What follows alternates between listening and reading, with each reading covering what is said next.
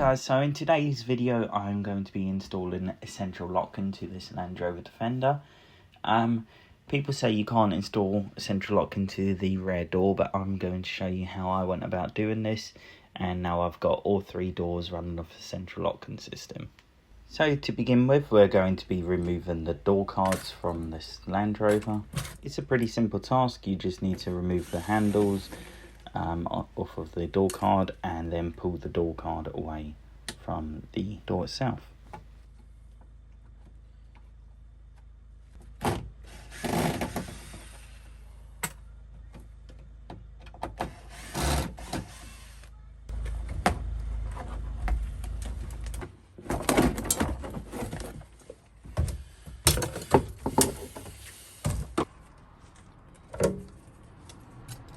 At this point I'm altering the brackets to follow the shape of the door. That way I know once the door card is on, the central lock-in will be able to sit in position behind the door card without affecting the door card.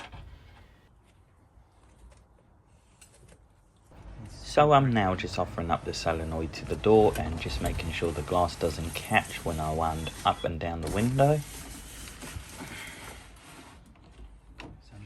We now have to attach the solenoid to the bracket, and then we can attach the bracket to the door.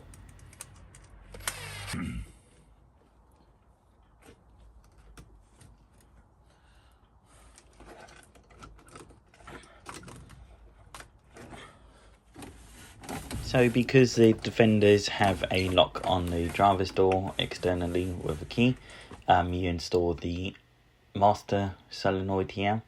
That basically means if you unlock that one, it will unlock the passenger and the rear door at the same time, and the same goes if you lock it, it will lock them both at the same time.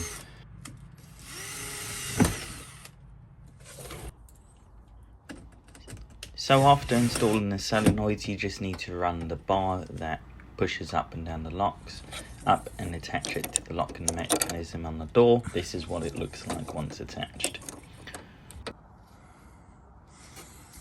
So this is the central lock-in control module, which you basically connect to the positive and negative terminal on the battery and then run the wiring harness through the vehicle, connecting all the solenoids up to the module.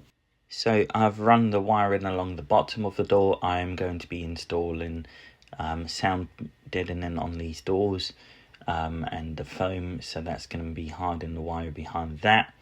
And then I've for now taped it and cable tied it around the hinges, but I will be putting rubber around these in the future. This will be once I install the electric window kit that I'll be installing in my next video.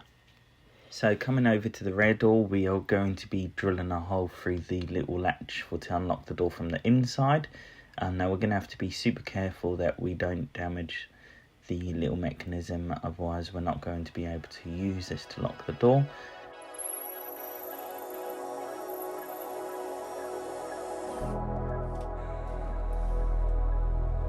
Unfortunately, with this rear door, I am going to have to install the solenoid externally because the push-pull rod is unfortunately going to have to come out quite far. So I'm just going to have to fabricate some sort of cover for this in the future because you would want to protect the solenoid and the rod, but you also want to make it so you can still unlock it from inside if you need to in an emergency. So unfortunately, because my camera stopped recording, I did miss the final installation section here, but it was just a matter of putting the rod through the hole that I drill and using the fasteners to attach it to there, and then running the solenoid down so that it will give enough room to pull and push the lock latch up and down.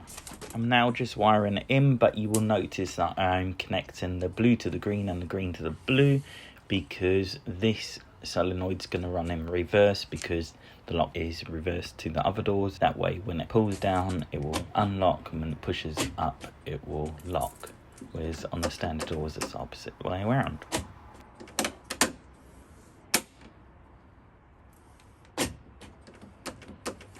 So to attach the solenoid to the rear door, I just used this little bracket and then I used self-tapping screws to screw it to the door. So it will need some sort of cover to protect the push-pull rod, and then it's just attached at the top using two fasteners that come with the kit. So I'm now just going to show you all three doors working. So for just £17 I was able to install my own kit. You can see what a difference it has made to my vehicle. It's going to be so easy to get in and out of the passenger side without having to climb through the vehicle first to unlock the other doors. It's great, really. I'm really pleased with it, and I highly recommend anyone thinking about doing this just taking on the task themselves. So thank you for watching, guys. If you found this video useful, please give this video a thumbs up and also subscribe to my channel. I'd really appreciate that. My next video, I'm going to be installing a DIY electric window kit which can be used in pretty much any vehicle.